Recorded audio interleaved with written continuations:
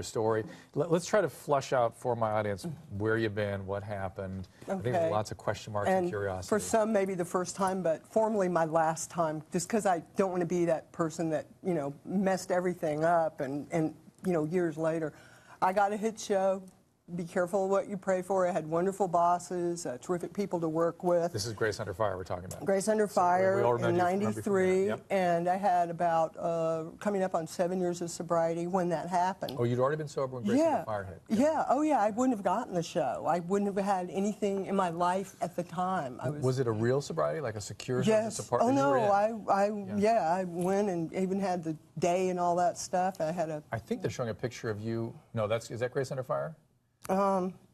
Yes, that must be from back then, right? Yeah. Yep. I'm trying to think the level of blondness and also how big I got. Yeah, that is.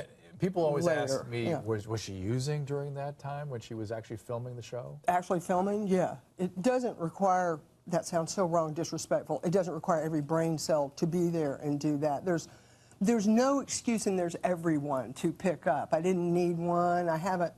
Yes, I've gone back and looked at why, and regret is an immense and not altogether unnecessary companion, but it's really hard, I mean, to talk about. I mean, there are people still that won't talk to me and won't take a call, even by way of, I mean, I'll always be that person that threw away a lot.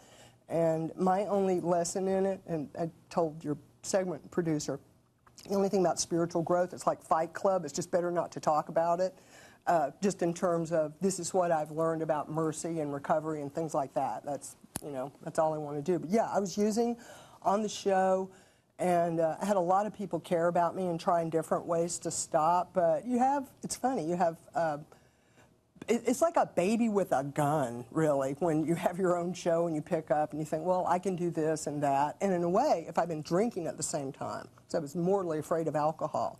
I was taking pain pills and doing cocaine, and I'm a Jedi, apparently, because I could take enormous amounts of it. How much Vicodin?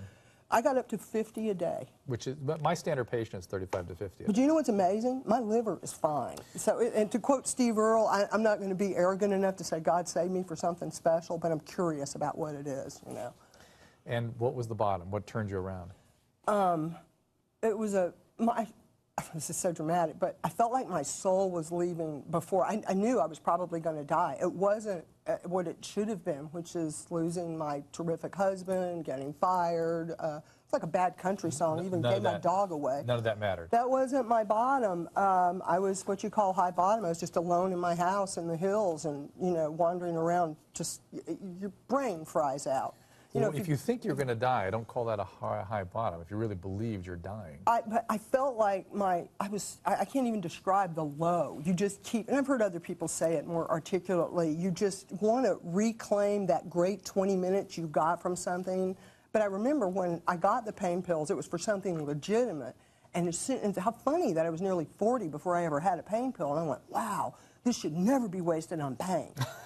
Now that I understand endorphins and things, and when someone told me really early on in sobriety, you can create or attract those same endorphins. You might have to work hard, and they happen in other ways.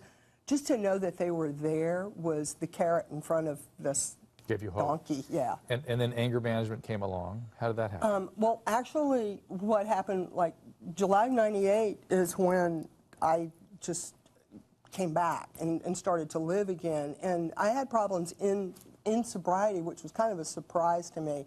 And I wasn't by myself during that, but a pretty bad depression. And Charlie Sheen is, it's a town where everybody says, yeah, they're my good friend, but he's really been a great friend. He wanted me to have a part on the show, and Bruce Helford was great enough to write me in, and I'm playing Charlie's bartender. It's hysterical. Are you a sober bartender, or is that not getting? Well, we haven't talked about it. I think I've hit on him so far in the show. I'm not sure if I'm, yeah.